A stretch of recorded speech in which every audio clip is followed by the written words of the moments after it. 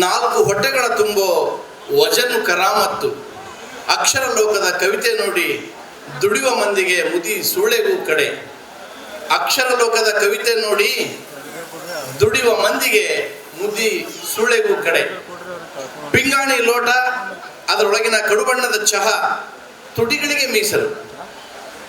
ಲೋಟ ಸದಾ ಮೌನಿ. ಕವಿತೆಯೋ ಕೆರೆದ ಗಾಯ ಹುಣ್ಣು. ಸಂಗ್ರಹಾಲಯದ ಕತ್ತಿಯ ರಕ್ತ ತೊಳೆದ ಕಾಲಕ್ಕೆ ಕವಿತೆ ಒಂಟಿಗಾಲಿನ ಶಿಕ್ಷೆ ಅನುಭವಿಸುತ್ತಿದೆ.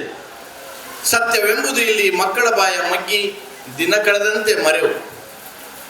ಒಂದು ರೊಟ್ಟಿಯ ಶಕ್ತಿ ನಿಮ್ಮ ಕವಿತೆಗಿಲ್ಲ ಸ್ವಾಮಿ, ಒಂದು ರೊಟ್ಟಿಯ ಶಕ್ತಿ ನಿಮ್ಮ ಕವಿತೆಗಿಲ್ಲ ಸ್ವಾಮಿ. ಬಿದ್ದ ಬೀಜಗಳ ಮುಷ್ಟಿಯೊಳಗಿಟ್ಟ ಮಣ್ಣ ತಾಯ್ತನಕ್ಕೆ ಕಾವ್ಯ ಮೌನ. 100 ಮಾತುಗಳ ಒಂದು ಹಾಡು ಕೊಂದಂತೆ ಹಸಿದವನ ಎದುರು ಬರಿದೆ ಅಕ್ಷರಗಳ ಹಡೆದು ದೊಡ್ಡವನಾಗುವ ಕವಿಯ ಹಿಡಿದು ಊರ್ಗಂಬಕ್ಕೆ ಒಯ್ಯಿರಿ.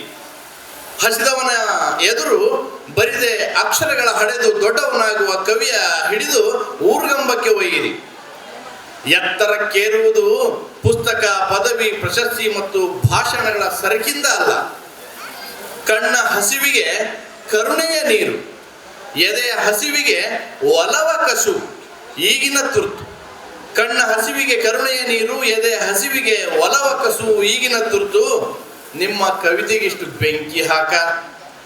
ಮನುಜನೆನ್ನುವ ಕವಿತೆ ಬರೆಯುವ ಶಕ್ತಿ ನೀಡು ಪ್ರಭುವೆ.